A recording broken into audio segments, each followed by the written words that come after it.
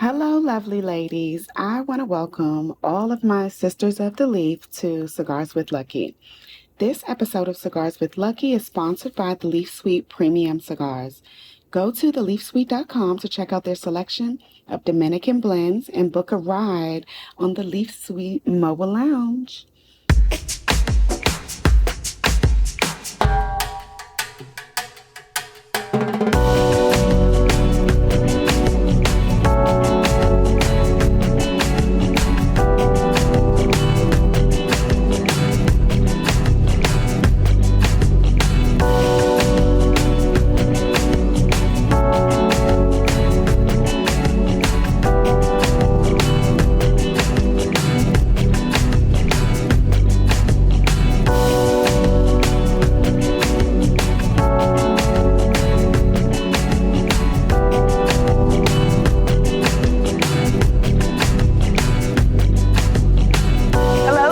I want to welcome all of my sisters of the leaf to Cigars with Lucky. This is a special episode. This is the very first YouTube episode, so I want to welcome you all. We are here in my hometown, the nation's capital, Washington, D.C., and we are going to take a tour. We're going to chat with the owner, who just so happens to be a sister of the leaf as well, and we're going to have a good time, so come on in. Follow me. Enter this quaint lounge through the entrance on Georgia Avenue. This self-serve humidor is stocked with a generous selection of premium cigars.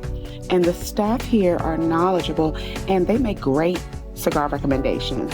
The lounge is cozy and vibrant and provides an intimate and relaxing ambiance. Flat screen TVs are placed throughout the lounge and patio seating is also available. Check out their full-service bar and ask them about pairing recommendations.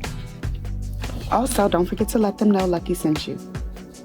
Hey ladies, I want to welcome all of my sisters of the leaf to Cigars with Lucky. We are here at Petworth Cigars in DC, Washington, DC, our capital.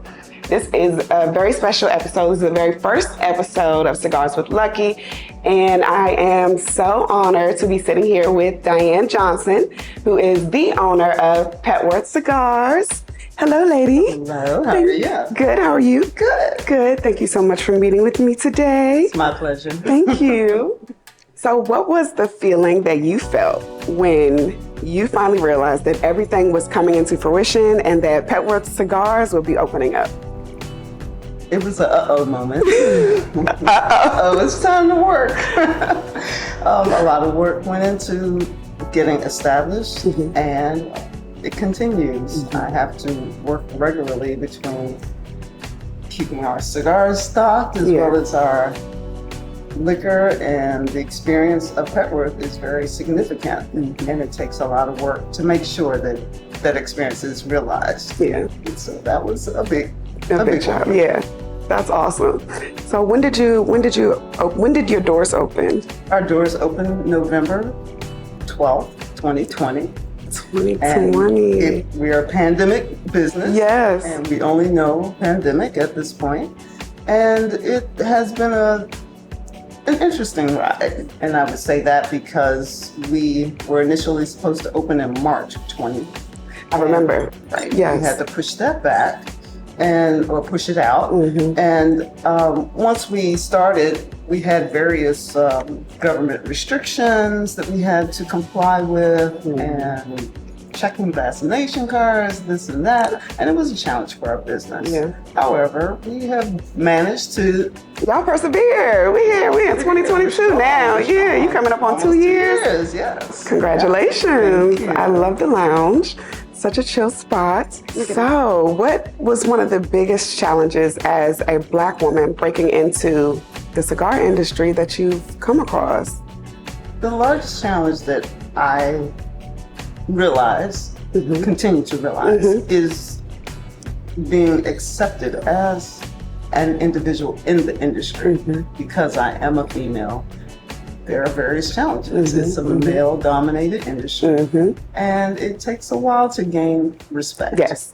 And so the opportunity to be recognized in PCA's magazine, go into various conferences, get you out there and seen by others Yeah. to the point that they realize who you are. Being connected and engaged with other cigar lounge owners, that helps a lot as well. Yeah. How did you get into cigars? Like, what's your cigar story? What's your first cigar experience? My first cigar experience, I do not remember. However, how long has it been? Do you remember how long have you been smoking? Since about 1998. Okay.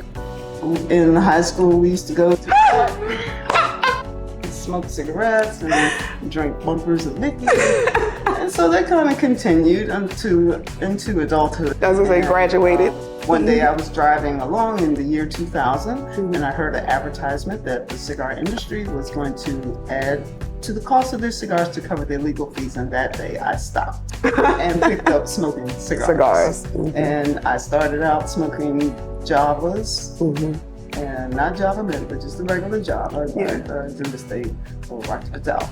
And that was the start of my experience, and I've only developed the palate since then to the point that I don't smoke flavored cigars anymore. All right, what's your go-to? The humidor. What? Do you have a preference? The humidor. You don't no preference? Wherever I am. Like that. I hear that. That is a good answer. I love that. What's your go-to? The humidor. There's so many options. It is endless, right? And we make an effort to try to help folks expand their palate. I love that. In the morning, you may want something light. In the afternoon, you may want something light. You may want something floral. You may want something more robust. So pick and choose wherever my spirit is that day. I love that. So I live in the moment when it comes to the cigars. I love that. I love it. How has the support from the community been since you've been here? Have you had a chance to... Say which community? Petworth. The Petworth community. The Petworth community. Exceptional. A lot of the store owners I'm familiar with, and they clue you into what's going on. I love that. Petworth is a solid community, and so they have like the Petworth News, and you're highlighted in those areas. We have when the flower shop opened, they came and said hello. So now we go and say hello, and you see them on the street and you wave. Yes. You go to community meetings. The ANC is very active, so it's a good opportunity for me as a business owner, entrepreneur, to have that support of the community. They have Petworth Day, they have Petworth Jazz, so they're bringing the community in, the entrepreneurs in the community, or the businesses in the community, to be able to engage and be recognized. Yeah. It gives a lot of the residents a chance to know that you're here, and even people who are not from this area, they fall kind of fall into or how do you say stumble on Petworth. So you get a lot of out-of-towners, tourists. Yeah, this is DC. People who look up things beautiful in DC, and Petworth Cigars comes up. Oh, I love that. Things beautiful in DC. Oh, I love that. I love that. So what advice do you have for a woman in the industry, breaking into the industry, knowing, this is a male-dominated industry? What advice could you share with her? I would say know your industry. Be certified in your industry. And then make sure that you have a team around you. You have to build a solid team around you. Someone that has knowledge of cigars, someone that has knowledge of your bar, that has knowledge of how to manage staff. And it's important to have that team that respects you, that you can depend on. You have to go away or walk away, or if you know someone's there to back you up and they're going to do the work at hand, and you can rely on it. It's very important. So I got my certification as certified retail tobacconist. So I took the steps to make sure that I was knowledgeable and continue to expand that knowledge.